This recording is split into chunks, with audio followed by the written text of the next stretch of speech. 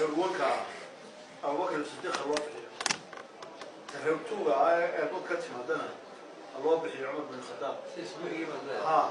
سوكر أبرياء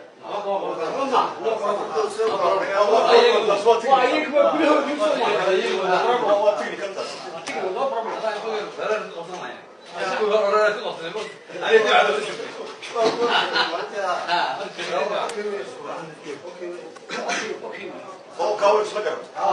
ودوي كافتاو ودو road number 1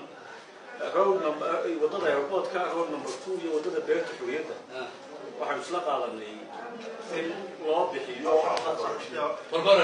khulfaa waashid wadada kale waxa weey wadada saldhiga dhexe ka bilaabanta ilaa iyo maxkamadda gobolka ilaa farax ama period ku dhacda usaada ma soo jeedo inta oo gacanta u taagto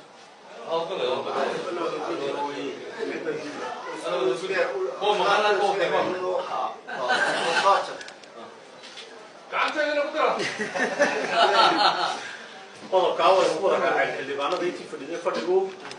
waxaanu ku ansaxay in afarta wado khulfaa waashidin sameeyo insha Allah ta'ala afarta wadada waxay u soo dhijin doonaa boorarkoodii iyagoo samaysan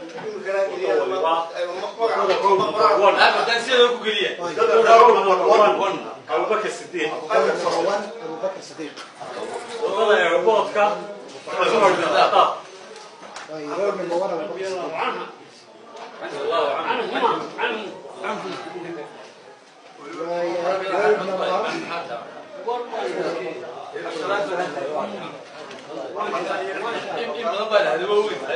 وضل نمبر 2 عثمان بن عفان رضي الله عنه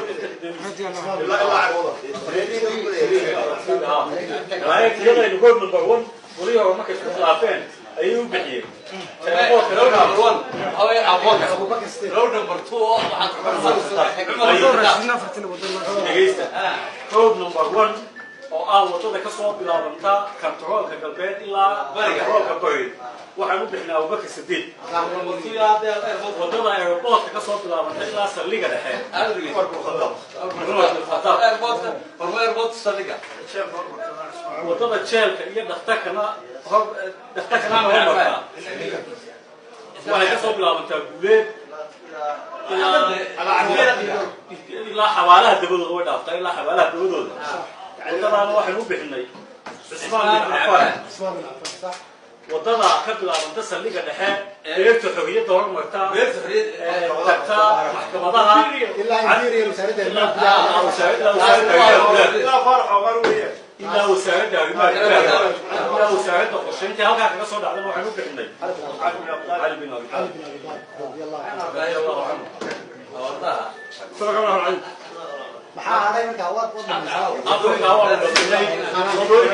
wadada